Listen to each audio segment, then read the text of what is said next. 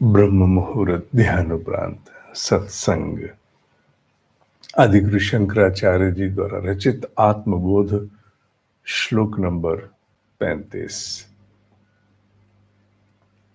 सीधा श्लोक पर चलते हैं आपके समक्ष।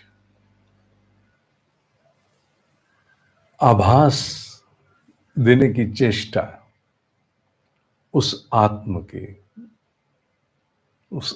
की अहम आकाशवत सर्वम बहि अंतर्गतः। आत्मा अहम, मैं कहें आत्मा कहें, अपने स्वरूप का उल्लेख हो रहा है। आकाश की भांति है, भीतर बाहर हर स्थान पर। आकाश जिस प्रकार सभी स्थानों पे है, आकाश का अस्तित्व परमाणु में भी है। कोई स्थान नहीं जहां आकाश ना हो। आकाश में ही वायु, अग्नि, जल, पृथ्वी जैसे अनंत ग्रह, उपग्रह, सूर्य इत्यादि भी समाहित है।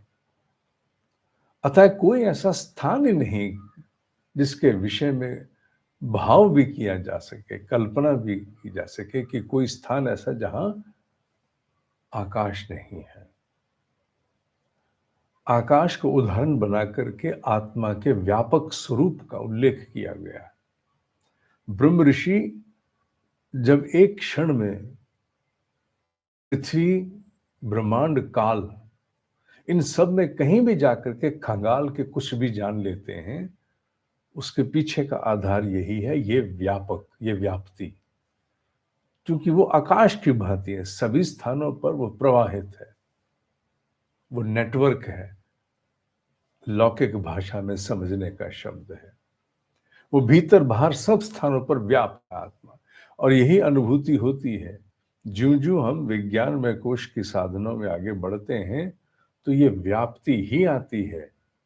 अपना आपा विस्तार प्राप्त करता सा प्रतीत होता है। आरंभ में लगता है कि कुछ फूल गया, फूला कुछ नहीं होता, सब वहीं का वहीं। पर वो एक व्यापक स्वरूप सजगता का बढ़ता, अवेयरनेस अंडरगोज एक्सपेंसिवनेस, वो बाहर की ओर फैलती है। और ब्रह्म ऋषि उसको ब्रह्मांडों तक ले जाते हैं। तो आकाश की भांति है वो आत्मा, आकाश की भांति भीतर बाहर सभी स्थानों पर। और इतना ही नहीं, कहीं ये सोचो कि ये बहुत फैली हुई है, ये सिमट जाएगी। अच्युतः, अच्युतः का तात्पर्य है, एक भजन सुनते हैं, अच्युतम केशवम कृष्ण दामोदर। ये अच्युतम शब्द का तात्पर्य है वो परिवर्तन से परे है, चेंजलेस, इम्यूटेबल। उसमें कोई परिवर्तन नहीं, वो जिस अवस्था में वहां से गिर नहीं सकती। परिवर्तन धूप छांव की तरह जीवन में होते हैं, सुख दुख की भांति होते हैं, पर वो परिवर्तन से परे है। वो जिस स्वरूप में है वो उसी में ही उसे रहना है। वो कभी भी उससे कोई परिवर्तन, किसी परिवर्तन के अंतर्गत नहीं आने वाली। अपरिवर्तनीय है वो अच्युतः, सदा सर्वसमः। सभी स्थानों पर वो जहां भी उसकी व्याप्ति होगी समान रूप से होगी। ऐसा नहीं है कि कहीं कम कहीं अधिक, न, सर्वसम, सदा, जब भी जहां भी होगी सम स्वरूप में ही होगी। शुद्ध, शुद्धो कहने को तो कोई आपको समझाने की आवश्यकता ही नहीं है कि वो शुद्ध है, नित्य शुद्ध है। केवल शुद्ध ही नहीं है, नित्य शुद्ध है। और बल्कि अपितु इस श्लोक में उन्होंने 2 बार ये शब्द लिया, उन्होंने अलग अलग भाव से लिया।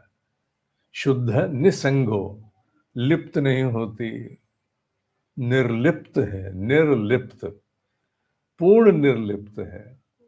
उसके होने से सब संभव भले ही हो, पर उसका अपना आपा कहीं भी जाके लिप्त नहीं होता। जिसका उदाहरण अनेकों बार पूर्व में भी सूर्य और कीचड़ के रूप में दिया। कीचड़ पर भी चमकता है, पर कीचड़ का प्रभाव उस पर नहीं जाता। निसंगो, निर्मलः, निर्मल शब्द कल भी आया था, कल भी इसका उल्लेख किया गया था। अचलः, स्थिर है, पूर्ण स्थिर है। हमारा मस्तिष्क 1 मिनट में 10 विचार कर लेता है, भागता फिरता, रुकता नहीं है, ना नींद में रुकता, जागने की तो बात ही छोड़ो, नींद में नहीं रुकता। पर आत्म स्वरूप स्थिर है। ध्यान की गहराइयों में जब उसकी निकटता में है, वो जो आकर्षण मांगता है, वो आकर्षण वस्तुतः है उसी स्थिरता का है। जीव ने स्थिर नहीं हुआ होता, उसका अनुभव नहीं लिया होता। ध्यान वो अनुभव देता है स्थिरता का। हालांकि वो भी साक्षात्कार नहीं, अभी तो केवल एक निकटता की हम चेष्टा कर रहे हैं, चेष्टा है। तो वो स्थिर है, उसका सौंदर्य स्थिरता है, उसका संविधान स्थिर है, वो स्थिर है, अचल है, सर्व समय है और निसंग है। निश्चित रूप से निर्मल है, इसमें कोई संदेह नहीं है। तो ये भाव कल के श्लोक की भांति उस समय के हैं जब हम अंतर्मुखी होकर के अपने भीतर जाते हैं कि मैं कौन हूं मैं। तो उस समय अपने आप को ही दोहराने के लिए आरंभ में ये भाव बड़ी सहायता करते हैं कि मैं निर्मल हूं, मैं आकाशवत हूं, मेरा व्यापक स्वरूप बहुत दूर तक है। व्याप्ति कल्पना थोड़ी सी कठिन है साधक के लिए, क्योंकि वो अनुभव जब तक नहीं लिया जाता तब तक नहीं मिलता। बाकी जितने भी हैं उनके बहुत से उदाहरण मिलते हैं, कुछ अनुभव भी है, पर व्याप्ति का अनुभव केवल तभी संभव है जब एक बार साधना में आपको एक अपने अस्तित्व का विस्तार अनुभव में आ जाए। उसके बाद फिर कभी समस्या नहीं आती। अतः आज के श्लोक में इतना ही। ओम ही सत्य है, ओम ही सत्य है, ओम ही सत्य है।